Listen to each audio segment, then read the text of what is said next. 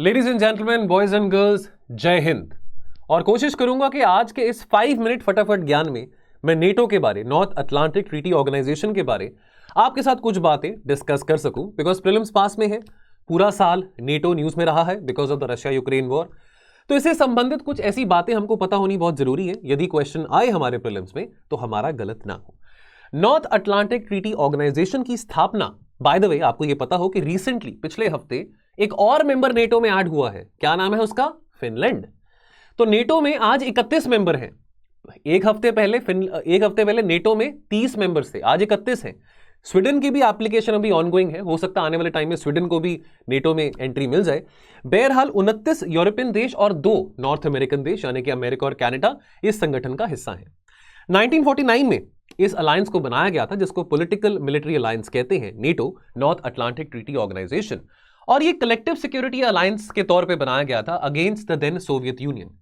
और इस अलायंस का काउंटर सोवियत यूनियन ने जो बनाया 1955 में, उसका नाम था वॉर्सो पैक्ट। वॉर्सो, जैसे आप जानते हैं, पोलैंड की राजधानी है, तो उस समय पोलैंड भी यूएसएसआर का हिस्सा था। नेटो कंट्रीज की बात करें, यहां पे आप कंट्रीज को देख सकते हैं, किस कंट्री की एंट्री किस साल में हुई है। यूएसएसआर को इस बात से बहुत तकलीफ थी, क्योंकि यूएसएसआर ने जब डिसइंटीग्रेशन यूएसएसआर का हुआ तो रशिया को यह गारंटी दी गई कि भी हम नेटो को ईस्टवर्ड एक्सपैंड नहीं करेंगे। अभी लड़ाई हुई यूक्रेन की, रशिया ने क्या कहा? रशिया ने कहा कि देखो, एक लक्ष्मण रेखा है, यूक्रेन एक लक्ष्मण रेखा है, यूक्रेन नेटो के फोल्ड में नहीं आ सकता। रशिया ने अमेरिका को कहा कि आप वो कस्मे वादे भूल गए, आपने 1991 में वो कस्मे वादे जो खाए थे कि हम नेटो को एक्सपैंड नहीं करेंगे ईस्टवर्ड, खास करके उन एरियाज में जो कि किसी जमाने में यूएसएसआर का हिस्सा था। लेकिन अमेरिका का यह कहना है, नेटो का यह कहना है कि भी खुला दरबार है, कोई मर्जी नेटो में आए, हम किसी को कैसे रोक सकते हैं, ओपन स्काई पॉलिसी है, हम ना किसी देश को रोकेंगे और ना किसी देश को इंकरेज करेंगे, चाहे यूक्रेन हो चाहे कोई और हो, वो जब मर्जी किसी अलायंस में आना चाहे तो वो आ सकता है, इसमें हम क्या कर सकते हैं, यह बात अमेरिका का कहना था। अब पॉलिटिकल मिलिट्री अलायंस है, तो पॉलिटिकल अलायंस में यहां पे नेटो प्रमोट करता है अपने नेटो मेंबर कंट्रीज में एक ऐसा डायलॉग जो कि डेमोक्रेटिक वैल्यूज को प्रमोट करता है। एक दूसरे के साथ हर एक देश कंसल्ट करते हैं जब भी उनके देश की अखंडता के ऊपर या पॉलिटिकल इंडिपेंडेंस के ऊपर कोई आंच आती है।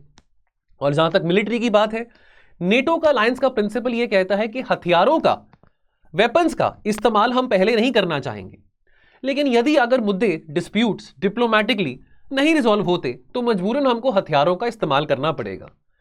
नेटो का collective alliance principle, collective security principle क्या कहता है कि attack against any one of the member countries will be attack against NATO, one for all for one. यदि हमारे किसी भी एक मेंबर कंट्री पे आंच आती है तो हम सभी इकट्ठे भिड़ के उस कॉमन एनिमी के साथ लड़ेंगे। तो आपको यह बात पता हो कि नेटो की स्थापना करी गई थी वॉशिंगटन ट्रीटी पे। वॉशिंगटन ट्रीटी 1949 में यह सोर्स था, फाउंडेशन ट्रीटी था नेटो का।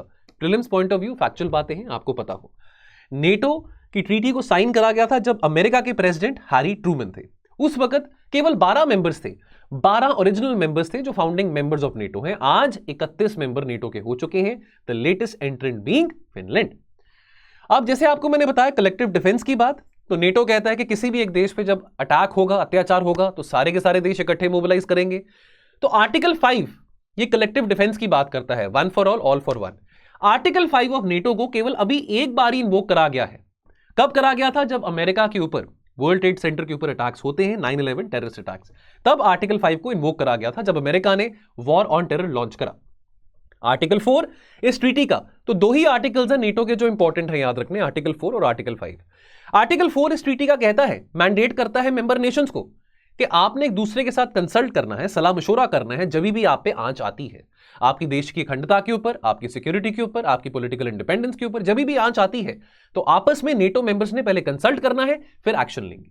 पता हो, भारत का पहला पॉलिटिकल डायलॉग नेटो के साथ 2019 में हुआ था। यह बात आपको पता हो कि भारत नेटो का अलाय नहीं है, नेटो का हिस्सा नहीं है, लेकिन पॉलिटिकल डायलॉग भारत का नेटो के साथ 2019 में हुआ था। और एक और बात आपको बताना चाहता हूं, वो है मेजर नॉन नेटो अलाइज के बारे। तो अमेरिका की सरकार, अमेरिका की जो डिफेंस एजेंसी है, वो ये मेजर नॉन नेटो अलाय का स्टेटस डेजिग्नेट करती है ऐसे देशों को जिनके साथ अमेरिका के अच्छे संबंध हैं। हालांकि 2019 में भारत को भी मेजर नॉन नेटो अलाय का एक स्टेटस देने का कोशिश करी गई थी यूएस लॉ मेकर्स के अलावा, लेकिन वो प्रपोजल ज्यादा आगे नहीं बढ़ पाया।